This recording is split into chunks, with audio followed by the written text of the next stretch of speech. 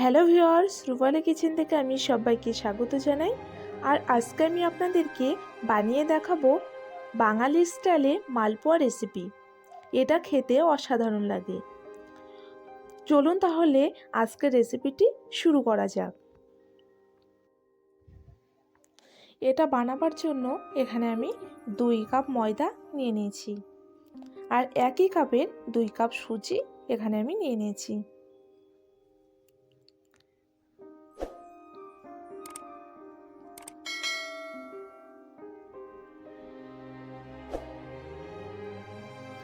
আর same কাপেরই আমি half cup চিনি add করে দিচ্ছি। আপনারা কিন্তু চাইলে বেশিও ব্যবহার করতে পারেন। আপনারা আপনাদের স্বাদ মতো চিনিটা ব্যবহার করবেন। এবার আমি শুকনো উপকরণগুলো ভালো করে মিশিয়ে নেব।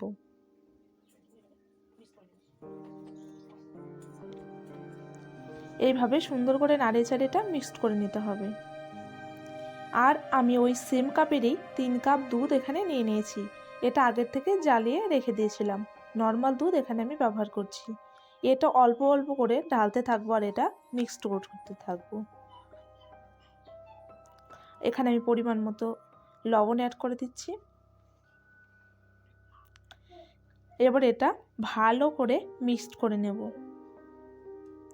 দুধটা কিন্তু অবশ্যই ব্যবহার করবেন। দুধটা দিলে টেস্টটা অনেকটা সুন্দর আসে, এই জন্য আমি দুধটা অ্যাড করেছি। অবশ্যই আপনারা দুধটা অ্যাড করবেন। এখানে আমি একটা তাওয়া নিয়ে নিয়েছি, আর এর মধ্যে আমি 1 চামচ মৌরি অ্যাড করে দিয়েছি। এবার এটা একটু নাড়াচাড়া করে ব্রাউন কালার করে ভেজে নেব। এটা ভাজা হয়ে গেছে, আর এরকম একটা হামানদিস্তাতে এটা আমি পাউডার বানিয়ে নিয়েছি। এটা দিলে কিন্তু ফ্লেভারটা অনেকটা সুন্দর আসে। অবশ্যই মৌরিটা আপনারা অ্যাড করবেন। এটা ভালো করে মিক্স করে নেব। এবার আমি এটা 1 ঘন্টার জন্য রেস্টে রেখে দেবো, যেহেতু এর মধ্যে আমি সুজি অ্যাড করেছি। আপনাদের হাতে যদি সময় না থাকে তাহলে এটা 15 থেকে 20 মিনিটও রেখে দিতে পারেন রেস্টে। 1 ঘন্টা আমার হয়ে গেছে, আমি এবার দেখে নিচ্ছি। এটা অনেকটা কিন্তু সফট হয়ে এসছে, দেখতে পাচ্ছেন। আবার একটু নাড়াচাড়া করে নিচ্ছি। যত এটা মিক্সড করা হবে ততই কিন্তু এটা ফুলে উঠবে।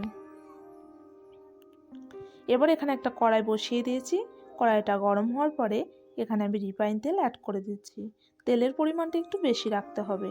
তেলটা গরম হওয়ার পরে এখানে আমি গোলাটা একটা চামচের দ্বারা দিয়ে দিচ্ছি। প্রথমটা একটু প্রবলেম হবে ফুলে উঠতে, বাকিগুলো কিন্তু সবই আশা করি ফুলবে। দেখতে পাচ্ছেন প্রথমটাও কিন্তু খুবই সুন্দরভাবে ফুলে উঠেছে। আর এর উপরে এইভাবে তেলটা দিয়ে দিতে হবে, তাহলে কিন্তু খুব তাড়াতাড়ি এটা ফুলে উঠবে। এটা আমি লো টু মিডিয়াম করে ভেজে নিচ্ছি। অবশ্যই কিন্তু আপনারা গ্যাসের ফ্লেমটা লো টু মিডিয়াম রাখবেন। আর তেলটা এভাবে উপরে এভাবে দিতে থাকতে হবে।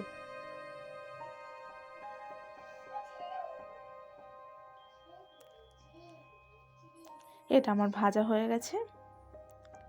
সেম প্রসেসে সবগুলো আমি ভেজে নেব।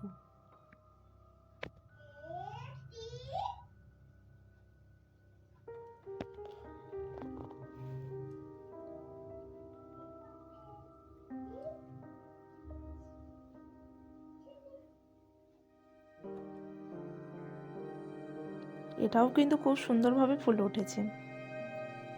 আপনারা এইভাবে বানিয়ে নেবেন। এটা কিন্তু খুবই খেতে সুস্বাদু হয়। সবগুলো আমার বানিয়ে নেওয়া হয়ে গেছে, দেখতে পাচ্ছেন। দেখতে কিন্তু খুবই সুন্দর লাগছে। একটা আমি আপনাদেরকে ভেঙে দেখিয়ে দিচ্ছি ভিতরটা কতটা সুন্দর হয়েছে। দেখতে পাচ্ছেন ভিতরটা কিন্তু অনেক সুন্দর হয়েছে, আর মোটেই কিন্তু এর ভিতর কাঁচা নেই। আপনারা অবশ্যই কিন্তু ঘরে ট্রাই করবেন। আর আমার চ্যানেলটি সাবস্ক্রাইব করা না থাকলে প্লিজ সাবস্ক্রাইব করে দেবেন। আজকের মতো বিদায় নিচ্ছি।